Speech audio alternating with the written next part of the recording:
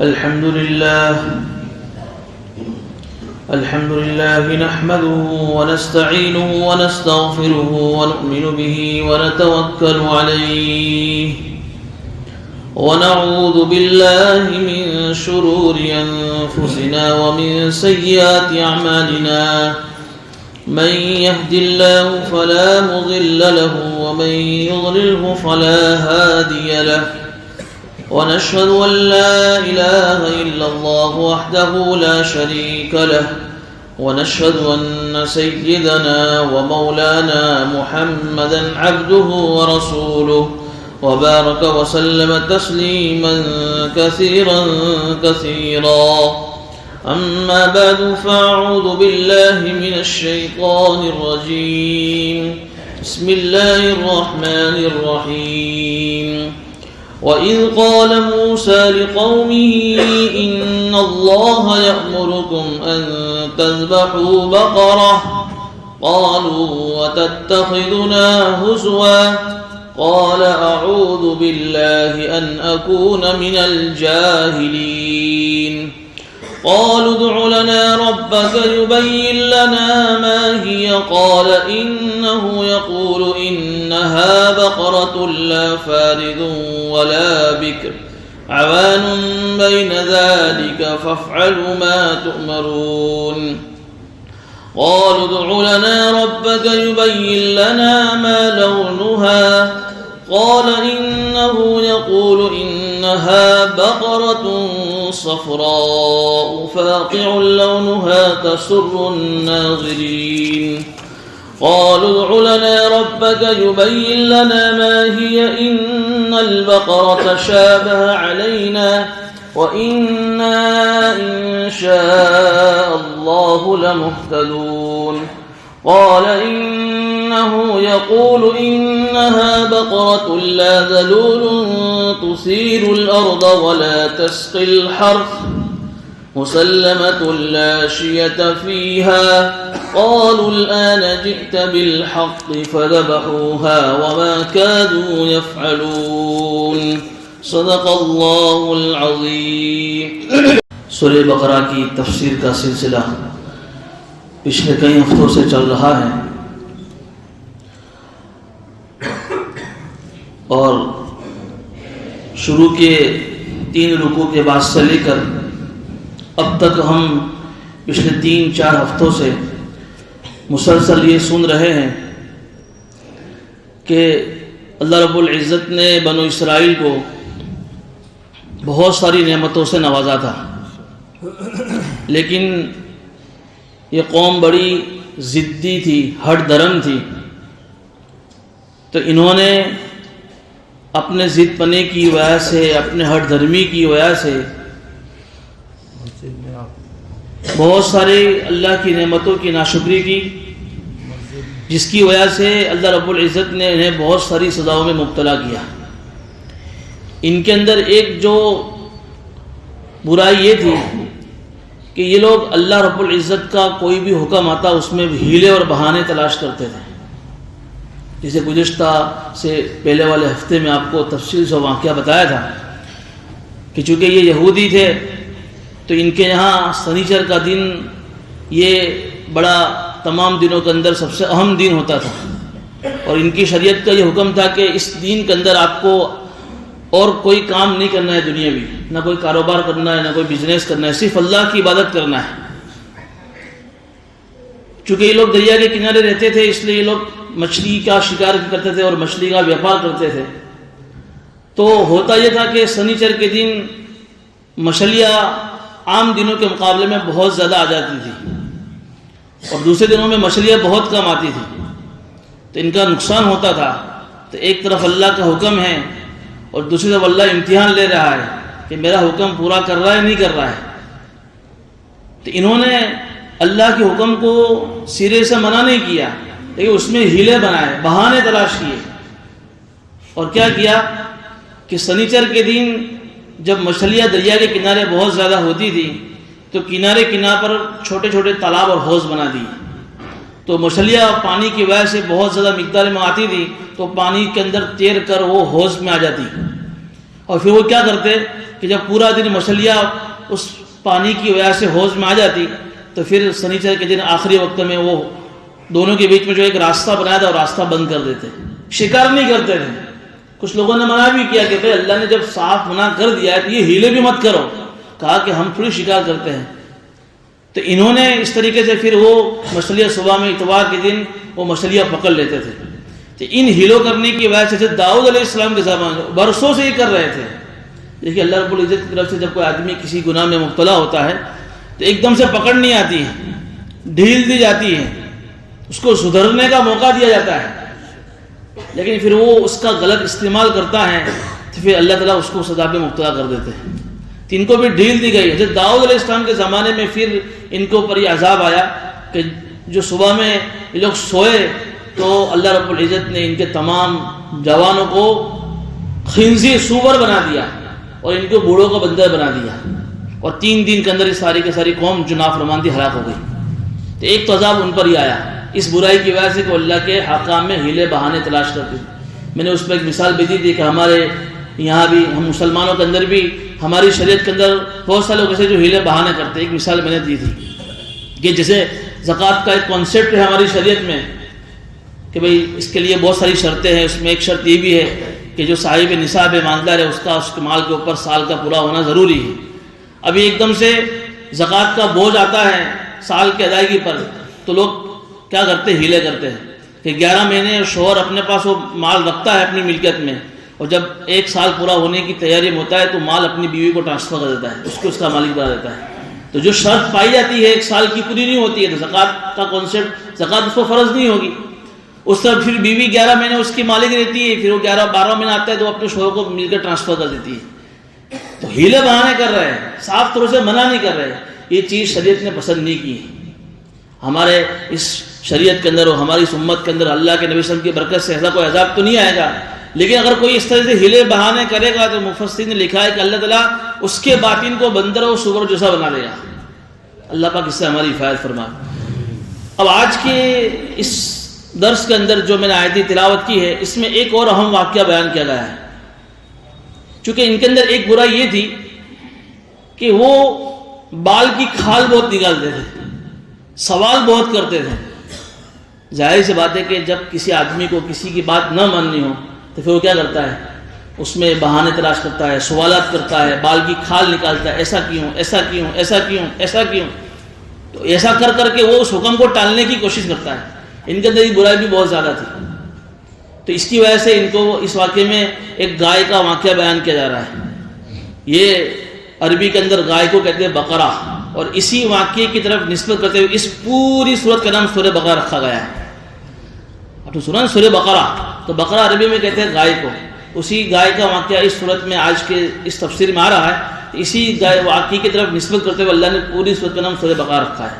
وہ واقعہ کیا ہوا تو تفسیروں میں لکھا ہے کہ بنو اسرائیل کے اندر ایک عامل نام کا ایک آدمی تھا، بہت مالدار تھا، اب جو خرب و پتی تھا، لیکن اس کی کوئی اولاد نہیں تھی، لیکن اس کا ایک بھتیجا تھا۔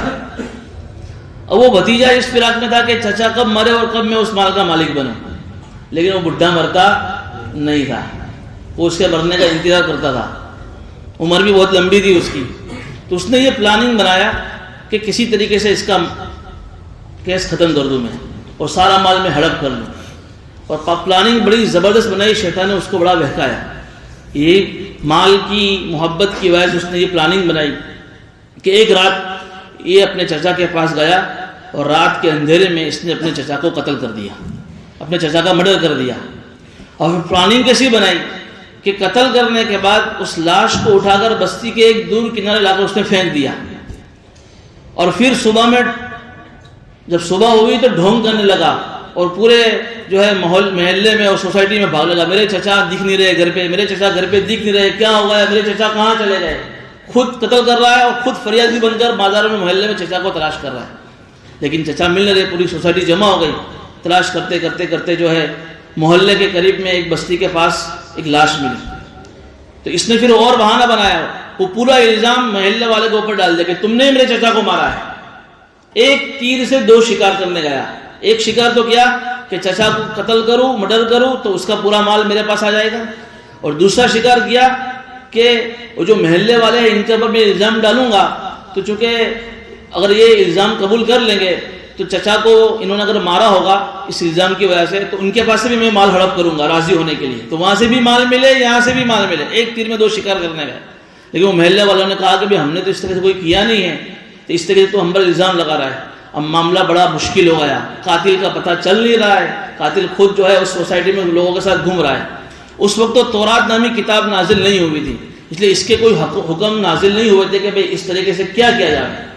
اب یہ پوری قوم حضرت موسیٰ علیہ السلام کے پاس آئی، حضرت موسیٰ علیہ السلام کے زمانے کا یہ واقعہ ہے۔ حضرت موسیٰ علیہ السلام کے پاس اگر کہا کہ بھئی کچھ بھی ہو جاوے ہمیں اس قاتل کا پتہ چلنا چاہیے، ہمارے چچا کو مارا کس نے ہے، اور سوسائٹی والے اس لیے آئے تھے کہ بھئی یہ ہمارے اوپر الزام لگا رہا ہے اور ہم میں سے کسی نے اس کو مارا نہیں ہے، تو تم کچھ بھی کرو اپنے اللہ سے دعا کرو، یہ معاملہ ہمارے سامنے اس کا بہت مشکل ہو گیا ہے۔ تو جب موسیٰ علیہ السلام نے ان کے کہنے کی وجہ سے اللہ رب العزت کی بارگاہ میں دعا کی، کلیم اللہ تھے، اللہ کے وقت کے نبی تھے، تو اللہ نے کہا کہ ان سے کہو کہ ایک گائے ذبح کرو، اور گائے ذبح کرنے کے بعد گائے کے ایک کسی حصے پر گائے کا کوئی حصہ لو، گائے کی دم لو، گائے کی کوئی بھی حصہ لو، اور اس کو اس مردے اس کا جس کو مارا ہے، جس کا مرڈر ہوا اس کے اوپر مارو، وہ مردہ خود بولے گا کہ میرا قاتل کون ہے۔ یہ اس طریقے سے اللہ رب العزت نے انہیں کہا۔ یہ مفسر نے ایک بات یہ لکھی ہے کہ اللہ تعالیٰ کو اس طریقے سے یہ گائے کا ذبح کرنے کا حکم دینے کی کیا ضرورت پیش آئی؟ اللہ تعالیٰ خود وحی کے ذریعے سے قاتل کا نام بتا سکتے تھے نا۔ تو جیسے آپ نے پیچھے 2-3 ہفتے پہلے پڑھا کہ جب وہ دریا پار کر کے موسیٰ علیہ السلام کو اور ان کی قوم کو اللہ نے جب نجات دی دریا سے، جب وہ دریا پار کر کے اس طرف گئے اور فرعون کو اور اس کی پوری فرعون کی قوم کو ہلاک کیا، تو اس پار جانے کے بعد جب موسیٰ علیہ السلام تورات دینے کوہ طور پر گئے تھے تو اس وقت انہوں نے اس گائے کی پوجا کی تھی سامری کی وجہ سے۔ سامری نے کیا کہ ایک سونے کا شکل میں گائے کا بچڑے کی شکل بنائی اور اس میں وہ مٹی ڈالی تھی، جس مٹی وجہ سے ہم چلتے تھے، تو اس میں ایک طرح کی آواز نکلی تھی۔ تو اللہ تعالیٰ نے یہ اس لیے یہاں یہ حکم دیا کہ گائے کو ذبح کر کے ان کی دلوں میں جو گائے کی عبادت کی محبت جم گئی تھی اس کو نکالنا اللہ چاہتے تھے۔ اللہ نے اس حکمت کے ذریعے ان کو گائے ذبح کرنے کا حکم دیا۔ اب ان کو جب اللہ نے یہ حکم دیا تو ان کو مال لینا چاہیے تھا، لیکن انہوں نے مانا۔ میں نے کہا نا شروع میں ان کے اندر ایک برائی کیا تھی، بال کی کھال نکالنا، سوالات کرنا۔ اب دیکھیے اللہ تعالیٰ کیا کہہ رہے ہیں، وَإِذْ قَالَ مُوسَىٰ لِقَوْمِهِ إِنَّ اللَّهَ يَأْمُرُكُمْ أَن تَذْبَحُوا بَقَرَةً۔ تو اس وقت کو یاد کرو کہ اللہ کے نبی صلی اللہ علیہ وسلم کے زمانے میں جو یہودی اللہ کے نبی صلی اللہ علیہ وسلم پر جب قرآن نازل ہو رہا ہے تو اللہ اپنے نبی سے کہہ رہے کہ آپ ان سے کہو اس وقت کو یاد کرو جب موسیٰ علیہ السلام نے اپنی قوم سے کہا تھا کہ ان اللہ یأمرکم ان تذبحوا بقرہ، کہ اللہ تعالیٰ تم کو یہ حکم دیتا ہے کہ تم ایک گائے ذبح کرو۔ اب یہ لوگ دیکھو کیا کہہ رہے ہیں اس کے جواب میں، قولوا اتتخذنا ہزوا، کیا یار تم ہماری مذاق کرتے ہو۔ بات نبی کی ماننے کی بجائے اوپر سے نبی کے اوپر الزام کہ یار یہ مذاق کرنے کی چیز ہے، ہم ٹینشن میں تمہارے پاس آیا اور تم ہماری مذاق کر رہے ہو۔ تو حضرت موسیٰ علیہ السلام کہہ رہے قال اعوذ باللہ ان اکون من الجاہلین، کہ میں اللہ کی پناہ میں آتا ہوں اس بات سے کہ میں جاہلوں میں ہو جاؤں۔ میں نبی ہوں اور نبی ہو کر تم شریعت کا ایک حکم پوچھنے کے لیے آئے اور میں تمہارے ساتھ مذاق کروں، تم کو میرے بات پر اتنا بھی وشواس اور بھروسہ نہیں ہے۔ اس طریقے سے انہوں نے نبی کی بات کو ہلکے میں لے لیا، اوپر سے نبی کے اوپر مذاق کا الزام لگایا۔ اس لیے جب موسیٰ نے کہا کہ یہ سب جاہلی والی حرکت ہے کہ مذاق اڑانا، ٹھٹھا اڑانا، کسی کا استہزاء کرنا، یہ تو جو ہے مناسب نہیں ہے ایک عام آدمی کے لیے، اور میں تو نبی ہوں، ایک میں کیسے کر سکتا ہوں۔ اس لیے یہ بات کہی۔ اب یہاں پر ایک بات یہ بھی سمجھ دیے کہ جب مذاق کا لفظ آیا ہے تو دو چیزیں ہیں ہماری شریعت میں، ایک ہے مذاق قوف سے آخر میں، اور ایک ہے مزاح آخر میں ہاں آتا ہے۔ مذاق کا مطلب ہوتا ہے کہ کسی ایسے آدمی کی مذاق کرنا جس کی وجہ سے اس کا دل دکھے، لوگوں کے سامنے اس کی امپریس خراب کرنا، اس کو ذلیل کرنا، اس نیت سے اس کا مذاق اڑانا، یہ ہماری شریعت میں حرام ہے، جس کو ٹھٹھا بولتے ہیں۔ قرآن نے سورہ حجرات میں جو آیت میں نے تفصیل سے وہاں مضمون آیا تھا، لا يسخر قوم من قوم عسى ان يكونوا خيرا منهم، کہ کوئی کسی کی مذاق نہ اڑاوے۔ ہو سکتا ہے کہ ظاہر میں تم جس کی مذاق اڑا رہے ہو ظاہر میں وہ گانڈا ہو، پاگل ہو، تم اس کو بیوقوف سمجھ رہے ہو، لیکن پتہ نہیں اللہ کے یہاں اس کی کیا ویلیو ہو۔ ان یکونوا خیرا من، ہو سکتا ہے کہ تمہارے سے بہتر ہو یہ۔ تو مذاق اور ٹھٹھا اور استہزاء ہماری شریعت میں حرام ہے۔ ایک چیز ہے مزاح، کہ خوش طبعی کرنا، ایسا نہیں کہ ہر وقت جو ہے کھٹی کڑی کی طرح منہ لے کر گھومنا اور ہنسنے کو جو ہے شریعت ایسا نہیں ہے، بلکہ ہمارے نبی صلی اللہ علیہ وسلم نے تو جو ہے کئی موقعوں پر اس کا یہ مزاح کیا ہے خوش طبعی کے لیے۔ اس طریقے سے ایسے ایسے واقعات بھی پیش آئے. ایک مرتبہ ایک بوڑھی آئی اور اللہ کے نبی سے دعا کی کہ یا نبی اللہ دعا کر دو کہ میں جنت میں چلی جاؤں. تو اس وقت اللہ کے نبی صلی اللہ علیہ وسلم نے کیا کہا کہ بوڑھیا کبھی جنت میں نہیں جائے گی. تو رونے لگی. کہا کہ کیوں بوڑھی ماں روتی ہو؟ کہ تم ایسا کہہ رہے ہو. ارے تو جنت میں جائے گی لیکن جوان ہو کر جائے گی. دیکھیے اس کو خوش بھی کیا لیکن اس میں جھوٹ نہیں ہوا. تو ایسا مذاق کہ جس مذاق میں جھوٹ نہ ہو, کسی کی توہین نہ ہو, اس طریقے کی مذاق ہم کر سکتے ہیں, جس کو مزاح بولتے ہیں, خوش طبعی بولتے ہیں, ظرافت بولتے ہیں. ایک اور واقعہ بھی ایسا ملتا ہے. ایک صحابی جہاد کے لیے حضور اکرم صلی اللہ علیہ وسلم کے پاس آئے گا, یا نبی اللہ میرے پاس کوئی سواری نہیں تو مجھے ایک اونٹ دے دو تو میں اس پر سوار ہو کر جہاد کے لیے جاؤں. تو حضور نے کیا فرمایا, میں تجھے اونٹ کا چھوٹا بچہ دوں گا, اونٹ کا بچہ دوں گا, چھوٹا نہیں کہا, اونٹ کا بچہ دوں گا. کہا کہ یا نبی اللہ میں اونٹ مانگ اس لیے رہا ہوں کہ اس پر سوار ہو جاؤں, اور تم مجھے اونٹ کا بچہ دوں گے تو اوپر سے مجھے اس کی دیکھ بھال کرنی پڑے گی, میرے کیا کام آئے گا. کہا کہ اونٹ کا بچہ کتنا بھی بڑا ہو جاوے کسی کا بیٹا تو ہے ہی ہو. اس طریقے سے مذاق کی اور اس کا جو ہے دل خوش کر دیا. تو بہرحال یہاں سے موسیٰ علیہ السلام نے یہ کہا کہ تم اس طریقے سے کہہ رہے ہو, یہ تو جاہلی والی بات ہے کہ میں اس طریقے سے جو ہے مذاق کروں.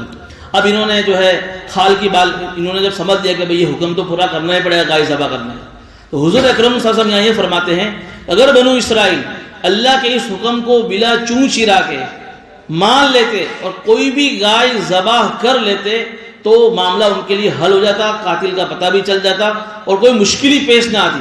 لیکن انہوں نے اتنے سارے سوالات کیے کہ جن سوالات کی کرنے کی وجہ سے وہ گائے کا تلاش کرنے کے لیے بہت مشکل ہو گیا. اس لیے کہا نا کہ بہت زیادہ جو ہے چون چرا, بہت زیادہ سوالات شریعت مکہ کے معاملے میں نہیں کر رہے. جب ایک کوئی حکم سامنے آ جائے اس کو مان لو. ہاں کوئی مسئلہ سمجھ میں نہیں آ رہا ہے اور تم سمجھنے کے لیے اس کو پوچھ رہے ہو, بات الگ ہے. لیکن یار یہ شریعت میں زکوٰۃ کیوں فرض ہے, کیا اللہ کی اس میں حکمت ہوگی, یہ بیاج کو اللہ نے کیوں حرام کیا ہے, اللہ نے یہ حکم کیوں دیا ہے, فجر میں 2 رکعت کیوں ہیں, ایسے سوالات نہیں کر رہے ہیں. ایک صحابی اللہ کے نبی اسلام کے اوپر آیت نازل ہوئی حج کی فرضیت کی, حج کے فرض کے تعلق سے. اس میں یہ کہا تھا کہ بھئی جو صاحب نصاب ہے اس پر حج فرض ہے. بس اتنا اللہ کے نبی نے ان کے صحابہ کے مجمع کے بھی وَلِلَّهِ عَلَى النَّاسِ حِجُّ الْبَيْتِ مَنِ اسْتَطَاعَ, یہ آیت نازل ہوئی. اس میں بھی حج کی فرضیت کا مضمون آیا کہ بھئی حج فرض ہے مسلمانوں پر میں سے جو مالدار ہو. اب ایک صحابی بیٹھے ہوئے تھے, جب یہ آیت نازل ہوئی تو اللہ کے نبی سوال کیا فوراً, یا نبی اللہ ہر سال فرض ہے؟ تو اللہ کے نبی صلی اللہ علیہ وسلم نے اس طرف بیٹھے ہوئے تھے, انہیں اعراض کر دیا. تو ادھر سے آئے اٹھ کر, یا نبی اللہ ہر سال فرض ہے؟ اللہ کے سامنے پھر سے اس سے منہ موڑ لیا اور کہا کہ اس طریقے سے زیادہ سوالات مت کرو. اگر تم بار بار یہ سوالات کرتے کہ کیا ہر سال فرض ہے اور میں ہاک کے دیتا تو ہر سال حج فرض ہو جاتی. ایک مرتبہ جب اللہ نے کہا کہ حج فرض ہے اور تم نے کچھ نہیں کہا کہ بھئی حج کرنا ہے جو مالدار ہیں, اس میں بار بار سوالات کرنا اور یہ کرنا کہ بھی کیا کرنا کیا نہیں. اگر تم اس طریقے سے بار بار مجھ سے سوال کرو, میری زبان نکل جاتی, کیونکہ اللہ کے نبی صلی اللہ علیہ وسلم سے جو بھی زبان سے جملہ نکلتا ہے وہ سب وہی ہوتا ہے, تو تمہاری وجہ سے پوری امت پر مشکل ہی کھڑی ہو جاتی. یہ اصلاح فرمائیں, چونکہ وہی نازل ہوتی تھی, صحابہ کرام کی تربیت فرمائیں. اس لیے یہ کھود کریت کرنا, زیادہ سوالات کرنا, اس چیزیں مناسب نہیں ہیں. یہ بنو اسرائیل کے اندر یہ عادت بہت خراب تھی. اس لیے اب انہوں نے سوالات کرنا, دیکھو ایک ایک کر کے وہ آیت میں پڑھ رہا ہوں, اس کے انہوں نے کیسے کیسے سوالات کیے. قَالُوا ادْعُ لَنَا رَبَّكَ يُبَيِّن لَنَا مَا هِيَ, انہوں نے کہا کہ موسیٰ اپنے اللہ سے دعا کرو, اپنے اللہ سے پوچھو کہ یبین لنا وہ ماہی گائے کیسی ہو. یعنی گائے کیسی ہو کا مطلب یہ ہے کہ گائے کی عمر پوچھی. اب کیا ضرورت تھی گائے کی عمر پوچھنے کی, ماہی گائے کیسی ہو. جب یہ سوال کیا تو پھر اللہ نے اس سوال کے اندر گائے کی عمر بھی بتا دی تھی. قال انه يقول انها بقرة, کہ وہ گائے ایسی ہو لا فارض, نہ بہت زیادہ بوڑھی ہو, ولا بکر, نہ بہت زیادہ بچیا ہو, جوان ہو, اوان بین ذلک, بلکہ ان دونوں کے درمیان کی عمر کی ہو. اب ایک گائے کی عمر کی قید لگا دی. ففعلوا ما تؤمرون, فی آگے اللہ فرما رہے ہیں کہ جو حکم دیا اس کو کر گزرو اور بہت زیادہ سوالات مت کرو. لیکن پھر بھی اللہ کے اس حکم کے آنے کے بعد بھی سوال کرنے بند نہیں کیے, پھر سے سوال کیا. قالوا ادْعُ لَنَا رَبَّكَ يُبَيِّن لَنَا مَا لَوْنُهَا, یہ کہنے لگے کہ موسیٰ اپنے رب سے پوچھو کہ اس کا کلر کیسا ہو. ما لَوْنُهَا, عمر پوچھی, اب کلر پوچھ رہے. قال انه يقول انها بقرة صفراء, کہ اس کا کلر کیسا ہو, پیلا ہو. لیکن پیلا بھی کیسا ہو, فاقع لونها, بالکل ڈارک پیلا ہو. ایک تو گائے کیسی ہوتی ہے, پلاس پڑتی ہے, جس میں کالا پن بھی ہے, سفید پن بھی ہے, پیلا پن بھی ہے. ایسی پچرنگی گائے نہیں, فاقع لونها کہ پیلی بھی ایسی کہ پوری پیلی سنہری کلر کی گائے ہونی چاہیے پوری. دیکھیے دوسری شرط اللہ نے لگا دی تھی. اور کیسی سنہری کلر کی؟ تسر الناظرین کہ جب دیکھے نا کوئی دیکھنے والا تو خوش ہو جاوے گائے کو دیکھ کر، اس کے کلر کو دیکھ کر. اس لیے کہ کلر سے آدمی کے اندر جو ہے، کلر سے بھی آدمی کی آنکھوں کے اندر وہ چیز آتی ہے، کلر دیکھنے کی وجہ سے اس کی آنکھوں لبھتی ہے اس کلر کو دیکھ کر. جیسے ہمارے یہاں گجرات کے اندر یہ جو زردہ بنتا ہے تو اس میں مٹھاس ڈالنے کے لیے ہم کیا کرتے ہیں؟ چینی ڈالتے ہیں نا، شکر. پھر بھی کلر کیوں ڈالتے ہیں؟ پیلا کلر ڈالتے ہیں تاکہ کلر سے اس کا لک اچھا آوے. زردے کو زردہ اس لیے کہتے ہیں کہ زرد یہ عربی میں کہتے ہیں پیلے کو، اور اس سے ہمارا نام، اس کا نام زردہ پڑ گیا. زردہ کہتے ہیں پیلے رنگ کو، اکثر زردے میں پیلا کلر ہوتا ہے. تو اللہ نے شرط لگائی پیلی ہو لیکن ایسی پیلی ہو کہ جس کا رنگ ایک دم ڈارک ہو اور جو دیکھنے والے کو اچھی لگے. ابھی بھی انہوں نے مانا. تیسرا ایک سوال، قالوا ادع لنا ربك يبين لنا ما هي. موسیٰ اپنے رب سے یہ تو پوچھو کہ یار وہ کیسی ہو، اس لیے کہ ان البقرہ تشابہ علینا، ہم کنفیوز ہو گئے ہیں. اس کا ترجمہ یوں کر دو چلے، شک میں پڑ گئے، کنفیوز ہو گئے ہیں. تم نے تو عمر بھی بتائی لیکن ابھی بھی تھوڑا سا کنفیوژن ہے ہمارے کو، سمجھ میں نہیں آ رہی کہ بھئی کیسی ہو گئے، کنفیوز ہو گئے ہم. لیکن آگے انہوں نے ایک جملہ بڑھایا، وَإِنَّا إِن شَاءَ اللَّهُ لَمُهْتَدُونَ. لیکن اللہ کی ذات سے امید ہے، اللہ کی مرضی ہوگی تو ہم اس گائے کو ضرور پالیں گے. علماء نے لکھا ہے کہ تیسری مرتبہ انہوں نے انشاءاللہ کہا. اگر یہ تیسری مرتبہ بھی انشاءاللہ نہ کہتے تو گائے ان کو ملتی ہی نہیں. اس لیے کہ انشاءاللہ کوئی کام اللہ کی مرضی کے بغیر تو ہوتا. آدمی کے پاس کتنے بھی زیادہ اسباب ہو، کتنے بھی وسائل ہو، لیکن پھر بھی اس کو اپنی ذات پر بھروسہ نہیں کرنا چاہیے. اسباب اختیار کرو، بہترین سے بہترین پلاننگ بناؤ، لیکن پلاننگ بنانے کے بعد، اسباب اختیار کرنے کے بعد، وسائل اختیار کرنے کے بعد بھروسہ اللہ کی ذات پر کہ اگر اللہ چاہے گا تو ہی میرا یہ کام ہوگا. ચોક્કસ તમારું કામ થઈ જશે 100%، ٹینشن نہ لو تمہیں. یہ جملہ انشاءاللہ کے خلاف ہے. سورہ کہف کی جب تفسیر آئی تھی میں نے اس وقت ایک واقعہ سنایا تھا شیخ صاحب کا. شیخ صاحب وہ بقرہ عید کا موقع تھا تو کھیچے میں تھپا لے کے اور جو ہے قربانی کا بکرا لینے کے لیے نکلے منڈی میں. تو کسی نے پوچھا کہ شیخ صاحب کہاں جا رہے ہو؟ تو منڈی لگی ہے بکرے کی تو بکرا لینے جا رہا ہوں. کہ انشاءاللہ کہو. کس میں کہا کہ انشاءاللہ کہنے کا؟ اپنے جیب میں پیسے ہیں، سامنے منڈی میں بکرے ہیں، تو پھر انشاءاللہ کیوں کہنے کا؟ اس نے شیخ صاحب نے اس کی بات مانی. اب جب وہ جا رہے شیخ صاحب بکرے کی منڈی میں تو ایک شوہر خصہ کاٹ رہی تھی ساودھان، وہ آیا، اس نے خصہ کاٹ دیا اور جو بکرا پسند کیا تو ہاتھ بالکل باہر نکل گیا. تو بکرا لیا بغیر پیچھے آئے تو واپس میں ملا کہ بھئی کیا ہوا؟ تو وہ انشاءاللہ میں منڈی میں گیا تھا اور انشاءاللہ وہ چور آیا اور انشاءاللہ اس نے میرا خصہ کاٹ دیا اور انشاءاللہ بغیر بکرے کے میں واپس آیا. اب کیا فائدہ انشاءاللہ کہنے کا؟ انشاءاللہ جب کہنا تب تم نے کہا نہیں، اب جب تم کو بھان آیا اب انشاءاللہ کہہ رہے. اس لیے ایک چیز یہ بھی یہاں بھی لکھا علماء نے کہ انہوں نے تیسری مرتبہ انشاءاللہ کہا کہ اگر یہ تیسری مرتبہ بھی انشاءاللہ نہ کہتے تو گائے ان کو نہ ملتی. انکار کہا وَإِنَّا إِن شَاءَ اللَّهُ لَمُهْتَدُونَ. سوال تو یہ کہ موسیٰ پھر سے اللہ سے پوچھو نے کنفیوز ہو گئے ہیں کہ اللہ کی مرضی ہوگی تو ہم کو ضرور گائے مل جائے گی. آگے موسیٰ نے ان کی وضاحت اور کی. قَالَ إِنَّهُ يَقُولُ إِنَّهَا بَقَرَةٌ کہ گائے کوئی ایسی عجیب و غریب نہیں جو تم اپنی دماغ میں وچارتے ہو کہ کوئی عجیب و غریب گائے ہوگی. پھر بھی دیکھو ایک اللہ نے اور وضاحت کر دی، لا ذلول تثیر الارض کہ ایسی گائے ہو جس نے زمین کو جوتا نہ ہو، ہل نہ چلایا ہو. جو کھیڈو تھے وہ سمجھ جائیں گے کہ بھئی گائے سے ہل چلانے کا کام لیا جاتا ہے، کھیتی کے اندر گائے کا استعمال. ایسی بالکل فریش گائے ہونی چاہیے، کام والی گائے نہیں ہونی چاہیے. لا ذلول تثیر الارض جس نے زمین میں ہل نہ چلایا ہو، ولا تسقی الحرث اور اس نے زمین کے اندر کسی جو ہے کھیت کو پانی نہ پلایا ہو. پہلے زمانے میں گائے کو باندھ کر وہ ریڑھ سے پانی پلایا جاتا تھا. تو ایسی بھی گائے نہ ہو کہ جس نے جو پانی نکالا ہو ریڑھ سے، اور ایسی بھی نہ ہو جس نے زمین میں ہل جوتا ہو. بالکل فریش ہونی چاہیے، ایسی گائے چاہیے. آگے فرمایا مسلمتن بے عیب ہو، کوئی ذات کا عیب نہیں ہونا چاہیے. لا شید فیہا کوئی دھبا بھی نہیں ہونا چاہیے اس کے اوپر، بالکل ایک دم کڑک لگا دی اللہ نے شرطیں. قالوا الآن جئت بالحق. اب کیا کہہ رہے ہیں؟ اب موسیٰ تو نے بات صحیح کہی، اب ہمارے سامنے معاملہ بالکل واضح ہو گیا ہے. اب انہوں نے برابر کہا، عمر بھی کہہ دی نے، رنگ بھی کہہ دیا نے، گائے فریش بھی ہو ایسا بھی کہہ دیا، دھبے والی بھی نہ ہو. اب یہ معاملہ ہمارے سامنے واضح ہو گیا ہے. اللہ کہہ رہے فذبحوها، وہ انہوں نے اس گائے کو ذبح کیا لیکن قریب تھا وہ گائے ذبح نہ کر پاتا اگر انہوں نے انشاءاللہ نہ کہا ہوتا. اور وہ گائے کیسے ملی اس کا تذکرہ قرآن میں نہیں ہے، لیکن تفسیر ابن کثیر اور تفسیر مظہری میں دو الگ الگ روایتیں ملتی ہیں. تو دونوں روایتیں میں آپ کے سامنے بیان کرتا ہوں. تفسیر ابن کثیر میں ایک واقعہ لکھا ہے کہ ادھر تو انہوں نے گائے کا گائے کی تلاش شروع کر دی، گائے مل رہی نہیں ہے۔ ادھر اللہ نے جو ہے اس طریقے سے شرطیں لگائی، اس میں بہت حکمتیں تھی۔ وہ حکمت یہ تھی کہ ایک بیٹا تھا، اپنے ماں باپ کا بڑا فرما بردار تھا، اللہ تعالیٰ اس کی اللہ تعالیٰ اس کو نوازنا چاہتے تھے۔ کیسے نوازنا چاہتے تھے کہ ایک مرتبہ وہ بیٹا اپنے جو ماں باپ کا فرما بردار تھا تو گھر میں تھا، وہ باہر آواز لگا، ایک ہیرا بیچنے والا ہیرا بیچنا آیا، قیمتی اوریجنل ہیرا تھا۔ تو اس نے باہر نکلا کہ بھئی ہیرا کہاں، کتنے میں، کہ مجھے چاہیے، کتنے میں بیچوں گے، کہ 70,000 روپے میں بیچوں گا۔ تو اس نے کہا کہ دیکھو میرے ابو سو گئے ہیں اور وہ تجوری کی جو چابی ہے مجھے خریدنا ہے، لیکن وہ تجوری کی جو چابی میرے ابو کے تکیے کے نیچے رکھی ہے، اور ابھی میں ان کو جگاؤں گا تو میرے ابا کی نیند خراب ہوئے گی، تم تھوڑی دیر ٹھہر جاؤ، میرا ابا اٹھ جاوے، نہیں تو پھر وہ تجوری پہ جب پیسے نکال کے میں تم کو دے دوں گا اپنا سودا فائنل۔ اس نے کہا کہ میرے پاس اتنا ٹائم نہیں ہے کہ تمہارا ابا کب اٹھیں گے، کب تم لاؤں گے، میرے تو بہت کام باقی ہے، تو آگے تھوڑا ٹھہر جاؤ۔ اس نے کہا کہ نہیں، اگر اب بھی تم دیتے ہو تو 70 میں کے بدلے میں تم کو 60 میں دے دوں گا، میرے کو پیسوں کی اتنی ضرورت ہے، پر تم دیر نہ کرو۔ اس نے یوں کہا کہ تو تھوڑی دیر ٹھہر جاؤ، میں نے تو 60 نہیں، میں تو 70 کے ایسے دوں گا۔ اس نے یوں کہا، وہ کم کر رہا ہے یہ زیادہ کر رہا ہے، یوں کرتے کرتے کرتے اس نے کہا کہ 50 میں لیں گے ابھی دیتا ہو تو، اس نے کہا کہ نہیں میں 90 دوں گا۔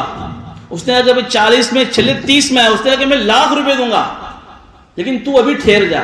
اس نے کہا کہ میرا بس ٹائم نہیں، وہ چلا گیا۔ جب وہ چلا گیا تو تھوڑی دیر کے بعد اس کا باپ اٹھا، تو اللہ تعالیٰ کو اس بیٹے کی یہ ادا بڑی پسند آئی کہ اس نے اپنے باپ کی نیند کا کتنا خیال کیا، اس کے دل میں اپنے باپ کی کتنی عظمت ہوگی کہ اس نے ایک سودا کینسل کر دیا اپنے باپ کی نیند کا خیال کرنے کے لیے۔ تو اللہ تعالیٰ نے پھر یہ انتظام کیا کہ اس کو یہ گائے کسی طریقے سے اللہ نے اس کو دی، کہیں سے اللہ نے اس کا انتظام کیا۔ اب وہ تلاش کرتے کرتے اس کے پاس پہنچ گئے، انہوں نے کہا کہ یار یہ گائے تو سیم وہی ہے جو آپ لوگ کو اللہ نے اللہ نے موسیٰ علیہ السلام کے ذریعے سے بیان کی ہے۔ کہا کہ گائے چاہیے، کہا کہ بیچنے کی ہے، تو کہا کہ ایک کتنے میں دوں گے؟ تو اس نے کہا کہ بھئی بہت مہنگی ہے، کہ ایک کام کرو، ہم تم کو اس کے بدلے میں 2 گائے دیتے ہیں، تم وہ گائے ہمارے کو دے دو۔ کہا کہ نہیں، 3 کہا کہ تو بھی نہیں، 4 کہا اس کے بدلے میں، 10 تک کہا کہ بھئی گائے تو بہت مہنگی، اتنے میں نہ ملے۔ ادھر ہی موسیٰ علیہ السلام کے پاس گئے، موسیٰ علیہ السلام نے کہا کہ بھئی اس طریقے سے، موسیٰ علیہ السلام نے کہا کہ بھئی کتنے میں بھی لینی پڑے اس کو راضی کر کے وہ گائے لاؤ تو ہی تمہارا معاملہ حل ہوگا۔ تو اس نوجوان نے کہا کہ بھئی میں اس شرط پر گائے تم کو بیچوں گا کہ گائے ذبح کرنے کے بعد گائے کا جو چمڑا ہے، جو اس کی کھال ہے، اس کھال بھر کر سونا اس کے بدلے میں مجھے چاہیے۔ اب ان کو تو کرنا ہی پڑتا، قاتل کا پتہ چاہیے تھا، تو انہوں نے اس کی شرط کو منظور کر لیا، گائے ذبح کر اس کا چمڑا بھر کر سونا اس کو دیا۔ ماں باپ کی خدمت کی برکت سے اللہ نے اس کو راتوں رات مالدار بنا دیا۔ یہ ماں باپ کی خدمت کا صلہ۔ تم بڑے سے بڑے بزنس مین بن جاؤ، لیکن باپ تمہارا ناراض ہے نا، برکت نہیں ہوگی تمہارے پیسوں میں۔ بیٹھے بیٹھے بڑی بڑی ڈیلیں کر رہے ہو، بڑے بڑے بنگلوں پر آفسوں میں بیٹھے ہوئے ہو، لیکن لوگ تم سے ملنے کے لیے صاحب کر کے آ رہے ہیں۔ تمہارا باپ اگر ناراض ہے، لاکھوں روپے تم کما لو گے، لیکن تمہارے پیسوں میں کبھی برکت نہیں ہوگی۔ اب تو بیٹا کیا کہتا ہے، تھوڑا سا ہوشیار ہو جاؤ نا، پپا تم نے خبر نہ پڑے۔ اب ایسے نے زمانوں تھوڑو ایڈوانس છે, ટેકનોલોજી બહુ આગળ વધી, તમે બહુ જુનવાળી દિમાગના છો, બહુ વર્ષો પહેલાની વાતો તમે લાવો, હવે ના મજા આવે। ایسا بیٹا اپنے باپ سے کہتا ہے، اور یوں کہہ کر باپ کی بات کو ہوا میں اڑا دیتا ہے۔ پوچھو اس باپ سے جا کر کہ جس باپ کو بیٹا جب وہ جواب دیتا ہے، اس بیٹے پر، اس باپ پر کیا گزرتی ہوگی وہ۔ باپ کی عظمت اور باپ کا مقام تو اسی وقت بیٹے کو پتہ چلتا ہے جب وہ بیٹا باپ بنتا ہے۔ ایک مرتبہ ایک بیٹا دھوپ میں، نوجوان تھا، کام کر رہا تھا، تو باپ نے کہا کہ بیٹا دھوپ میں کیوں بیٹھا ہے، اندر آ جا۔ کہا کہ مجھے دھوپ نہیں لگتی ہے، مجھے دھوپ نہیں لگتی، تم اپنا کام کرو، مجھے کام کرنے دو۔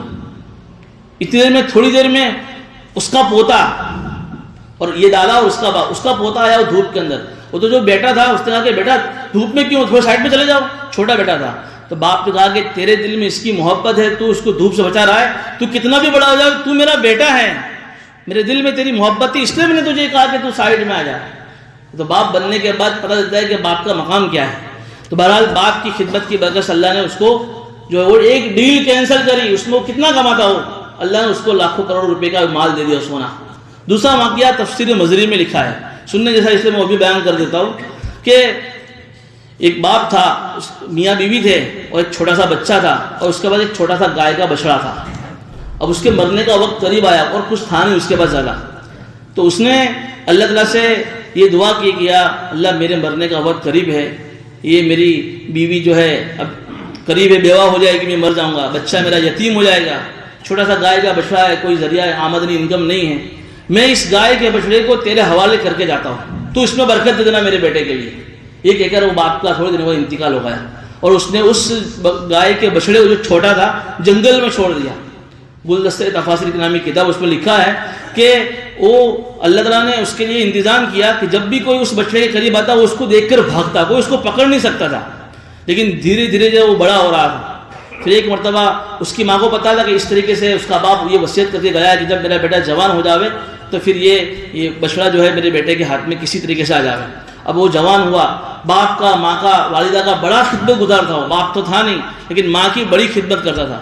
3 حصے کیے تھے اس نے اپنے پورے 24 گھنٹے کے. ایک حصے میں سوتا تھا، ایک حصے میں نمازوں میں اللہ کے تعلقات میں لگا رہتا تھا، اور ایک حصہ اپنی ماں کی خدمت میں اس نے وقف کر رکھا تھا. ماں کے سراہنے بیٹھا رہتا، ماں کی خدمت کرتا رہتا. اور پھر صبح ہوتا جنگل میں لکڑیاں چرانے کے لیے جاتا، اور لکڑیاں بیچ کر جو کچھ انکم آتی اس کے بھی پھر 3 حصے کرتا. ایک حصہ اپنی ماں کو دیتا، ایک حصہ اللہ کے راستے میں صدقہ کرتا، اور ایک حصہ اپنی ضرورت میں لگاتا. اب ایک مرتبہ اس کی ماں نے کہا کہ بیٹا اس طریقے سے تم نے میری بہت خدمت کی ہے، تو بیچارہ تھک جاتا ہے، دن صبح تو اس طریقے سے لکڑیاں کاٹتا ہے، دن بھر تو اس طریقے سے نمازوں میں مشغول ہوتا ہے، میری خدمت کرتا ہے. تیرے باپ نے تیرے لیے جو ایک امانت چھوڑ کر تو جنگل میں گیا ہے، تو جنگل میں جا اور یوں اللہ سے کہنا اے ابراہیم اور اسماعیل علیہ السلام کے خدا اور رب میری امانت مجھے واپس کر دے. تو وہ اپنی ماں کی وصیت کے مطابق، نصیحت کے مطابق گیا جنگل میں. اس نے زور سے آواز لگائی. وہ جو گائے کا بچڑا جو ہے دھیرے دھیرے جوان ہو گیا. جب اس نے آواز سنی تو بھاگتا ہوا اس بیٹے کے پاس آ گیا. اس نے اس کی گردن پکڑی اور لے کر وہاں سے روانہ ہوا. چلتے ہوئے ماں نے ایک نصیحت یہ بھی کی تھی کہ بیٹا اس پر سوار مت ہونا، اس کی گردن پکڑ کر اس کو لے کر چلنا. اور وہ گردن پکڑ کر لے کر جا رہا تھا تو اللہ نے اس گائے کو آواز دی. اس گائے بولی کہ بیٹا میرے اوپر سوار ہو جا، یہ تھوڑی راحت مل جاوے. اس نے کہا کہ میری ماں نے مجھے نصیحت کی کہ مجھ پر سوار مت ہونا، تجھ پر سوار مت ہونا، بلکہ اس کو گردن پکڑ کر لے کر جانا. تو اس گائے نے کہا، جس کو اللہ نے آواز دی تھی، اگر تو میرے اوپر سوار ہوتا تو پھر میں کبھی تیرے قابو میں نہ آتا. تیری ماں کی خدمت کی وجہ سے اللہ کے یہاں تیرا اتنا اونچا مقام ہے، اگر تو ابھی پہاڑ کو کہے پہاڑ یہاں سے چل تو پہاڑ بھی چلنے لگے گا. بہرحال وہ جو ہے گردن پکڑ کر لے کر آیا ماں کے پاس. وہی سنہری گائے تھی. تو ماں نے کہا کہ بیٹا ایک کام کر، اس کو بازار میں جا کر بیچ دے. اور اس کو کہا کہ 3 درہم جو اس وقت گائے کی قیمت تھی اس میں بیچ دے. یہی کہا کہ بیٹا جب بھی کوئی کسٹمر آوے تو پہلے میری اجازت لے لینا، پھر بیچنا اس کو. اب ادھر وہ مارکیٹ میں گیا، ادھر اللہ نے جو ہے امتحان کے لیے ایک فرشتہ انسان کی شکل میں بھیجا. اس نے کہا کہ بھائی گائے بیچیں گے؟ کہا کہ 3 درہم میں. کہ ٹھیک ہے. لیکن اس نے کہا کہ میری ماں نے نہیں کہا ہے کہ بیچنے سے پہلے میری اجازت لے لینا، میں اپنی ماں سے پوچھ کر آؤں. اس نے کہا کہ ماں سے پوچھنے کی کیا ضرورت ہے، میں تجھے 3 کے 6 دیتا ہوں. اس نے کہا کہ نہیں، میری ماں نے منع کیا ہے، 3 میں ہی دوں گا لیکن ماں کو پوچھ کر دوں گا. ماں کو پوچھنے کے لیے آیا کہ اس طریقے سے ایک کسٹمر آیا ہے. تو وہ تو پھر چلا گیا. ماں نے کہا کہ پھر دوسرے دن ایک کام کو آپ 6 میں بیچنا. دوسرے دن مارکیٹ میں گیا تو پھر واپس وہی دوسری شکل میں آیا کہ بھائی بیچیں گے؟ ہاں. کہ بھائی کتنے میں؟ تو کہ ماں نے پھر یوں بھی کہا تھا کہ 6 میں بیچنے کی مجھے اجازت میری لے لینا. اس نے کہا کہ بھائی 6 میں بیچوں گا. تو کہ بیچ دے. کہا نہیں، میری ماں نے کہا ہے کہ اس کی اجازت لینا ہے، میں اپنی ماں کی اجازت لے کر آتا ہوں. کہ نہیں، ماں کی اجازت مطلب میں تجھے 12 دوں گا. اس نے کہا، ماں کے پاس گیا تو ماں نے کہا کہ بیٹا یہ اللہ کی طرف سے کوئی امتحان ہے، فرشتہ ہے جو انسانی شکل میں ہے، اب تو اس سے ہی پوچھ لے کہ اس کی قیمت کیا ہے اوریجنل. تو پھر وہ 30 دن گیا تو وہ تیسری شکل میں فرشتہ آیا. اس سے پوچھا کہ بھئی یہ میری ماں نے کہا ہے کہ اس کی اصل قیمت کیا ہے، تم اللہ کی طرف سے بھیجے گئے. اس نے کہا کہ تمہارے امی سے کہنا ابھی اس کو مت بیچنا، ابھی اس کو مت بیچنا. بنو اسرائیل میں ایک واقعہ ہونے والا ہے، اس وقت ان کو گائے کی ضرورت پڑے گی اور وہ منہ مانگی قیمت تمہیں دے گی اس گائے کے خریدنے کے لیے، ابھی تم اس کو مت بیچنا. دیکھیے اللہ کی طرف سے اس کے لیے انتظام کیا. ادھر پھر ان کو یہ گائے والا واقعہ پیش آیا اور پھر یہ لوگ تلاش کرتے کرتے اس کے پاس پہنچے. تو پھر فرشتے نے اس وقت یہ بھی اس نے پوچھا تھا کہ بھائی کتنے میں بیچوں.